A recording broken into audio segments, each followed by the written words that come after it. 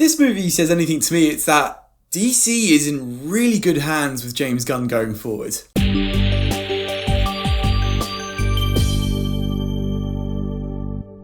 Guardians of the Galaxy 3. James Gunn finally gives us the third Guardians of the Galaxy film to wrap up his story and the characters involved. Still reeling from the loss of Gamora, Peter Quill rallies his team to defend the universe and one of their own, a mission that could mean the end of the Guardians if not successful. This is going to be a non-spoiler talk as well, so don't worry, but man, what a ride we've had. I think it's fair to say that the Guardian films have always been held in high regard, and in the turmoil that is the public reception of Marvel films today, it's so clear to see why James Gunn was just allowed to run wild with these characters. This movie is such a well-rounded, enjoyable film and is one of the better Marvel films I think we've had since Endgame and Spider-Man No Way Home. I honestly struggled to find any real fault with this film. It's a long film, I guess, 2.5 hours long, but it really earns that runtime. The story, in a way, is focused heavily around Rocket, and if he wasn't one of your favourite Guardians of the Galaxy characters already, then this movie does a really good job of trying to persuade you of that now. Not much is ever really said about Bradley Cooper voicing Rocket, but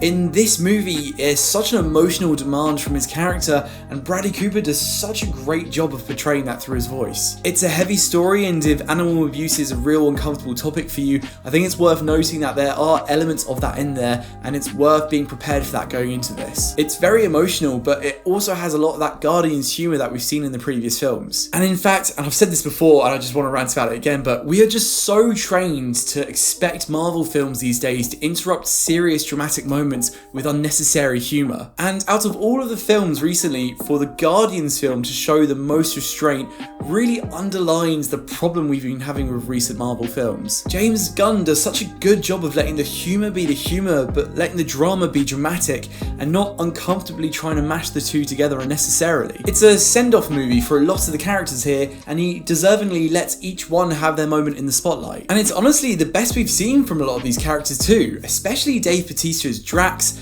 Klementieff as Mantis, as well as Gillan as Nebula. All by far the most I've enjoyed these guys out of all the material they've been in to date. Great character development from each one of them, and they all get a chance to prove that they're more than the stereotype that they've been painted in already. And as for new characters, I mean, Cosmo the dog is just absolutely awesome, and I'm always going to want to see more of her. And also, I'm going to butcher this name, sorry. Chukwudi Iwuji as the High Evolutionary, I think was just a great villain to hate. And then we had Poulter as the long-awaited Adam Warlock, where I think there was a couple of issues for some folks watching this, where not that the character was portrayed wrong, but more just the lack of screen time. I also think he was used rather sparingly, but I do think it was actually the correct amount. He was a really interesting character, but it still felt like the training wheels were still attached to him.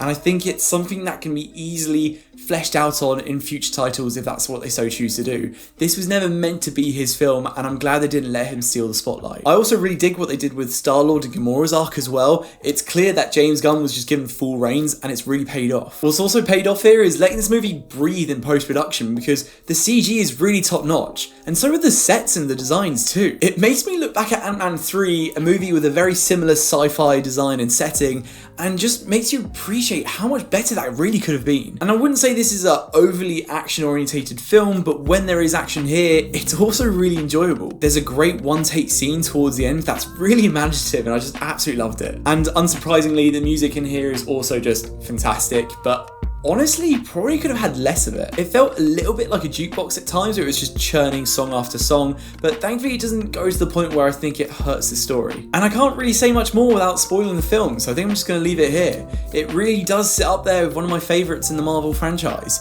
If this is how they choose to leave the characters of the Guardians of the Galaxy, I'm okay with it. Everything was tied off in just such a nice way that doesn't necessarily just pander to fan demands, but also just they did what was right for the story. This is a definite recommendation for me, and I also think it's great because you only really need to have seen the previous Guardians films as well as Infinity War to understand this. It's really funny at times, but also very heavy in themes and tones as well, but it kept me invested and engaged throughout the entire 2.5 hours. So yeah, Guardians of the Galaxy 3. Really great. And have you seen it already? It's out now, and if you have, I'd love to hear your thoughts down in the comments below. If you enjoyed this video, feel free to leave a like and subscribe and all that. And as always, stay tuned for more reviews on movies, anime and video games. Until next time guys, take care. Bye bye.